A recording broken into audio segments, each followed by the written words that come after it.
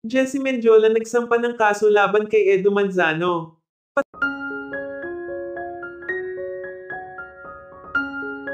Patuloy na pinag-uusapan sa media ang sanhi ng pagpanaw ni Luis Manzano. Marami ang nagulat sa balitang ito dahil sa malakas pa umano si Luis at hindi umano ito kinakitaan ng kung anumang sintomas ng sakit o kung anumang ikapapahamak nito. Ayon pa sa ilan baka umano may nakakaalitan si Luis kung kaya ito nangyari sa kanya. May ilan din na nagsasabing baka may tao umanong malaki ang galit o inggit kay Luis kung kaya nagbalak ito ng masama kay Luis Manzano. Samantala ayon sa pamilya ni Luis, wala umano silang alam na taong pwedeng makaalitan ni Luis, dahil sa tagal umano nilang nakakasama si Luis, wala umano silang nakikitang taong maaaring gumawa nito, dahil halos lahat naman umano ay nakakasundo ni Luis dahil sa personality na meron ito. Maging ang asawa ni Luis na si Jessie Mendiola ay sobra-sobra din ng pagdadalamati dahil sa nangyari kay Luis.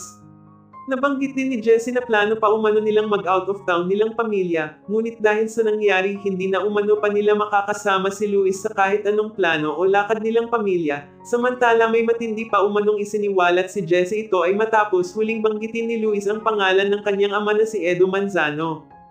Ayon kay Jessie may pinit umano gustong banggitin si Luis tungkol sa ama nito, ngunit ang huling salita na lamang na nabanggit nito ay sinaktan umano siya, dahil dito agad na nagpaimbestiga si Jessie at lumalabas sa kuha sa isang CCTV kung saan huling nakita si Luis ay ang huli umano nitong kasama ay kanyang ama na si Edo Manzano.